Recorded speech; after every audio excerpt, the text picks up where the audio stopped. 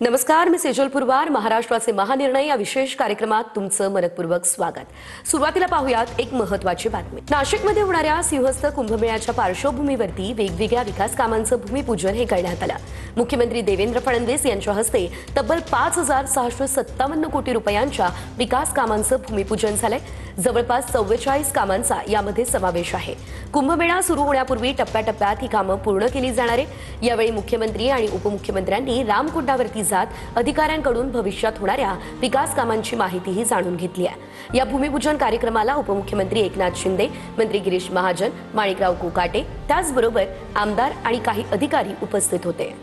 यावेळेचा कुंभ विशेष आहे, कारण 75 वर्षानंतर त्रिखंड योग हा जुळून आलाय. ज्या लोकांना यात समजतं त्या जाणकारांनी मला सांगितलं की गुरु सिंह राशीत येणार, वक्री होणार आणि पुन्हा येणार, अशा प्रकारचा योग असल्यामुळे हे कुंभाचं पर्व 28 महिने चालणार आहे. नाशिक आणि त्र्यंबकेश्वरचा कुंभ हा देखील असाच एक पवित्र कुंभ मानला जातो. गडचिरोलीच्या अहेरीमध्ये मुख्यमंत्री देवेंद्र फडणवीस यांच्या हस्ते 100 खाटांच्या महिला आणि बाल रुग्णालयाचं लोकार्पण करण्यात आलंय. गरोदर महिलांसाठी हे रुग्णालय वरदान ठरणार आहे असं स्वतः मुख्यमंत्री फडणवीस यांनी सांगितलंय. तर सिरोंजामध्ये सुद्धा रुबी हॉस्पिटलच्या अत्याधुनिक 350 खाटांच्या हॉस्पिटल आणि कॉलेज कॅम्पस प्रकल्पाचं भूमिपूजन या दरम्यान करण्यात आलंय. यावेळेस गडचिरोलीचे सहपालकमंत्री ॲडव्होकेट आशिष जयस्वाल यांच्यासह वरिष्ठ अधिकारी आणि कर्मचारी देखील उपस्थित होते. महाराष्ट्र शासनाचा सर्वोच्च नागरी पुरस्कार असलेल्या महाराष्ट्र भूषण या पुरस्कारानं ज्येष्ठ शिल्पकार राम सुतार यांना सन्मानित करण्यात आलंय. मुख्यमंत्री देवेंद्र फडणवीस, दोन्ही उपमुख्यमंत्री आणि मंत्री आशिष शेलार यांच्या उपस्थितीमध्ये राम सुतार यांना हा पुरस्कार प्रदान करण्यात आला. केंद्रीय जलशक्ती मंत्रालयाकडून 2024चे राष्ट्रीय जल पुरस्कार हे जाहीर करण्यात आले आणि या पुरस्कारांमध्ये महाराष्ट्राचा प्रथम क्रमांक आलाय.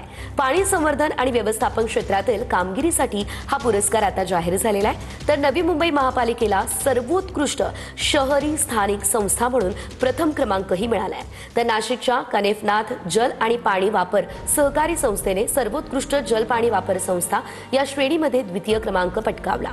मंगळवारी 18 नोव्हेंबरला दिल्लीमधील विज्ञान भवनामध्ये हा पुरस्कार वितरण सोहळा पार पडेल. केंद्रीय जलशक्ती मंत्रालयाचे सचिव VL कांताराव यांनी राज्याचे मुख्य सचिव राजेश कुमार यांना पत्राद्वारे या संदर्भात कळवलंय.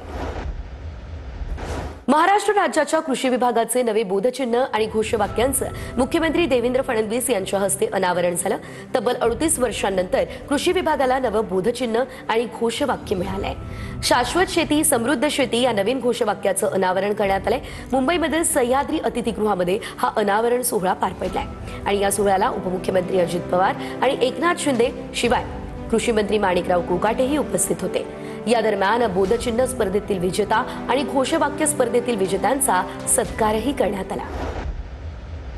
राज्यातील न्यायालयांचा परिसर तसेच न्यायमूर्ती आणि न्यायाधीश यांच्या निवासस्थानांच्या सुरक्षेसाठी अतिरिक्त सुरक्षा रक्षक नियुक्तीस मान्यता देण्यात आली आहे आणि या निर्णयानं राज्यात तब्बल 8,282 सुरक्षा रक्षकांची नियुक्ती सुद्धा करण्यात येणार आहे.